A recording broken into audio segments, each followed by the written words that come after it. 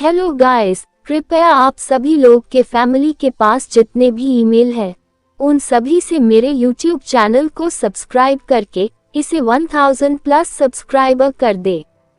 मेरे इतना मेहनत के लिए आप लोग इतना तो कर ही सकते हैं। तो चलिए और बिना किसी देरी के नेक्स्ट एपिसोड की ओर बढ़ते हैं। Episode number 3279। Title item nobody owns. पूरा 33 स्काइज एक विशाल कब्र के पत्थर जैसा लग रहा था। कब्र के पत्थर के ऊपर एक टैबलेट थी जिस टैबलेट पर 2 शब्द लिखे हुए थे। जेनो टैबलेट। वीर ने 2 शब्द जोर से बोले। उसने इसे बहुत अजीब तरह से देखा। उसे लगा कि 33 स्काइज एक बड़ी कब्र के पत्थर की तरह है। वीर ने दुष्टता से सोचा, वहां ये चीज देखना बुरा है। गॉड केओस पार्टी के लीडर ने मुख्यालय के लिए उस अशुभ स्थान को चुना। इसमें कोई आश्चर्य नहीं कि वह असफल हो गया। एंडरसन सैनी और पाथेरेजर गॉड को उस कब्र के पत्थर के नीचे 33 स्काइज के किसी स्काई में नहीं दफनाया जा सकता है ना?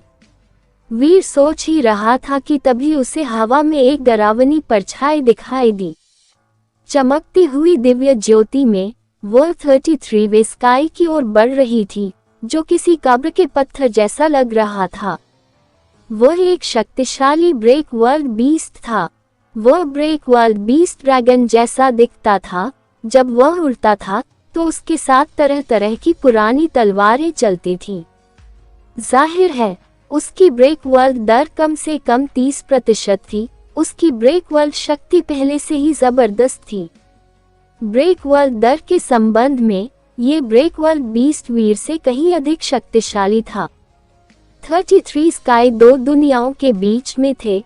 उस शून्य में ब्रेक वर्ल्ड नामक बीस्ट किंगडम वाले यूनिवर्स से प्रकट हुआ। जीनो यूनिवर्स भी इसे देख सकता था। जब वह 33 स्काइज के सामने आया तो एक अदृश्य अवरोध था जो बाहरी लोगों को उसके पास आने से रोक रहा था। Boom boom boom. ड्रैगन जैसा दिखने वाला ब्रेक वर्ल्ड बीस्ट पागलों की तरह दहाड़ रहा था। पुरानी तलवारें मानो आसमान से टकराने पर तुली नदी हों। पुरानी तलवारों को किसी अदृश्य शक्ति ने रोक रखा था। वे टूट चुकी थीं और उस जीव की गति भी, वह आगे नहीं बढ़ पा रहा था। फिर भी ब्रेक वर्ल्ड का बीस्ट यही नहीं रुका। उसने अपने शरीर से अदृश्य दीवार पर प्रहार किया। पुरानी तलवारें बीस्ट को घेरे रहीं और वह अदृश्य दीवारों पर प्रहार करता रहा। वह खुद को घायल कर रहा था। उसके ड्रैकोनिक सींग टूट गए जिससे बीस्ट का खून बारिश की तरह बह रहा था। फिर भी वह रुका नहीं। यह क्या करने की कोशिश कर रहा है? वीर ने बिग स्काई डेमन लेडी से पूछा। उसे समझ नहीं आ रहा था कि वह ब्रेक वर्ल्ड बीस्ट क्या हासिल करना चाह रहा है। ये 33 स्काइज तक पहुंचने की कोशिश कर रहा है। ये जीनो टैबलेट की ओर बढ़ रहा है। बिग स्काई डेमन लेडी ने धीरे से उत्तर दिया। उसकी आंखें 33 स्काइज और प्रदर्शन पर रखे जीनो टैबलेट को घूरती रहीं। ये जीनो टैबलेट के पास क्यों जा रहा है? किस काम के लिए? वीर ने पूछा। जीनो टैबलेट अपने मूल स्थान पर लौट चुकी है।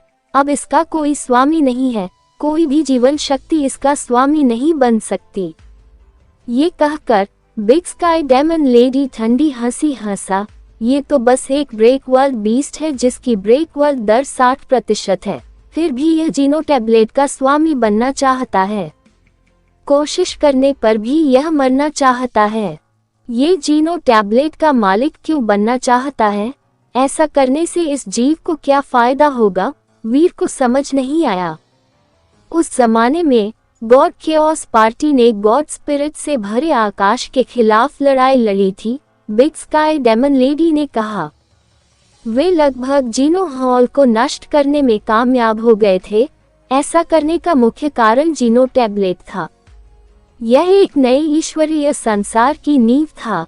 जीनो हॉल को उलटने और एक नई व्यवस्था और साम्राज्य बनाने के लिए आपको जीनो टैबलेट को नियंत्रित करना था। यहाँ तक कि गॉड स्पिरिट्स को मारना भी एक व्यर्थ प्रयास था। अगर जीनो हॉल अभी भी मौजूद होता और सभी गॉड स्पिरिट्स मारे जाते तो जीनो हॉल और भी गॉड स्पिरिट्स पैदा कर देता।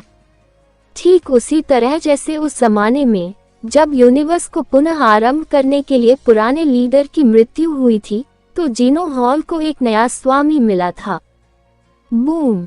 ड्रैगन जैसा ब्रेक वर्ल्ड का बीस्ट खून से लथपथ था। उसके ड्रैगन जैसे सींग टूट गए थे और उसके शल उखड़ने लगे थे।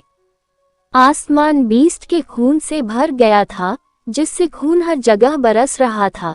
ये बताना मुश्किल था कि वह बीस्ट मरा है या जिंदा। आश्चर्य की बात यह है कि इतना शक्तिशाली ब्रेक वर्ल्ड बीस्ट भी 33 स्काई तक नहीं पहुंच पाया। वीर का दिल धड़क उठा। वह 33 स्काइज तक पहुंचने के लिए गैलेक्सी टेलीपोर्टेशन का इस्तेमाल करने वाला था। वह उस जीव को घुटनों के बल लेटे हुए ही मारने वाला था। मुफ्त में ब्रेक वर्ल्ड जीन मिलने की बात पर कोई बहस नहीं हो सकती थी। वीर के हिलने से पहले बिग स्काई डेमन लेडी ने कहा, अपनी सांसें बर्बाद मत करो, वह ब्रेक वर्ल्ड बीस्ट किंगडम वाले यूनिवर्स से है। 33 स्काई ठीक हो गए हैं। मुख्य और विपरीत यूनिवर्स को अलग करने वाली शक्ति कमजोर नहीं हुई है, वह और भी ज्यादा शक्तिशाली है। तुम देख सकते हो कि वह 33 स्काइज के पास कब पहुंचता है, लेकिन तुम उसे 33 स्काइज के पार तब तक नहीं छू सकते जब तक तुम अंतरिक्ष को तोड़कर किंगडम वाले यूनिवर्स में फिर से प्रवेश करने के लिए पर्याप्त शक्तिशाली न हो जाओ। वीर ताकतवर तो था, लेकिन वह 33 स्काइज को नहीं तोड़ सकता था।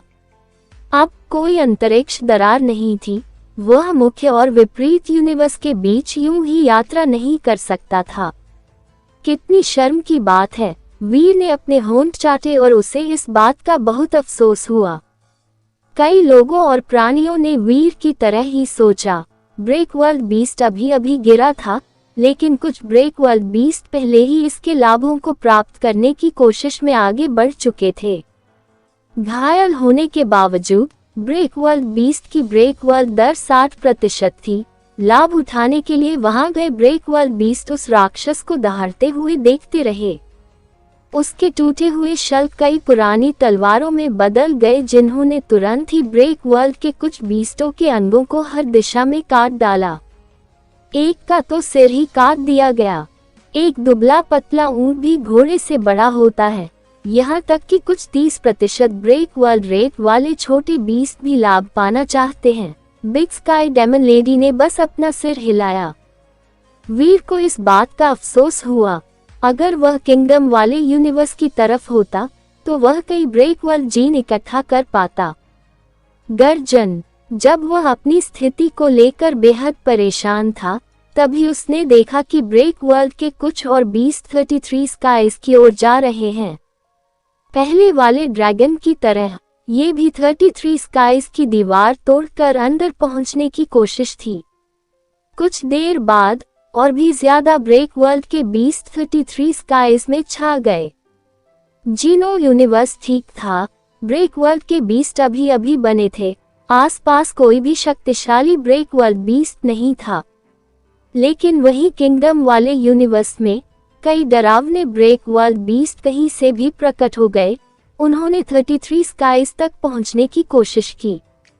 33 स्काइज की ढाल बहुत रहस्यमयी थी। कई डरावने जीव 33 स्काइज एल की दीवार से टकराते थे, लेकिन हिल नहीं पाते थे या 33 स्काइज तक पहुंच नहीं पाते थे। कई डरावने जीव चोटिल होकर अंदर नहीं जा सके। एक बड़ा सुनहरा पक्षी दुनिया को चीरता हुआ वहां पहुंचा। वह सुनहरी बिजली की तरह था। उसने खाली जगह को चीरते हुए अदृश्य अवरोध को तोड़ दिया।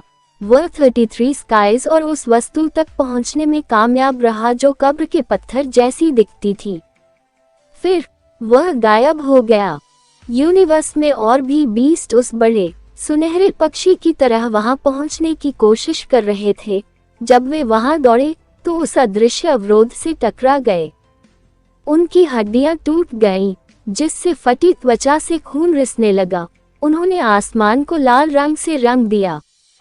ब्रेक वर्ल्ड के कई बीस्टों ने 33 स्काइज पर हमला करने की कोशिश की, लेकिन उनमें से कई वहां तक पहुंचने में सफल नहीं हो सके। अचानक आकाश और धरती से एक पवित्र ईश्वरीय ज्योति प्रकट हुई। एक पवित्र स्त्री पास आई, उसने पूरे आकाश को प्रकाशित कर दिया। ये लाइट गॉडेस थी जिसे वीर ने पहले देखा था। डिस्ट्रॉयड क्लास की लाइट गॉडेस पहले जैसी नहीं दिख रही थी। ऐसा लग रहा था मानो उसने ईश्वरीय शक्ति प्राप्त कर ली हो। उसके चारों ओर आकाश और धरती चमक रहे थे। ब्रेक वर्ल्ड के कई बीस्ट डरे हुए दिखाई दिए और डर के मारे पीछे हट गए। लाइट गॉडेस 33 स्काइज के अदृश्य अवरोध की ओर चली गई। प्रकाश ने अदृश्य अवरोध को दबा दिया। वह धीरे धीरे कदम दर कदम 33 स्काइज में चली गई। वह लाइट गॉडेस थी। जब वह 33 स्काइज में गई तो वह प्रकाश जो यूनिवर्स में सब कुछ चमकाता था और कभी फीका नहीं पड़ता था, गायब हो गया। लाइट गॉडेस 33 स्काइज और उस बड़े कब्र के पत्थर पर चली गई।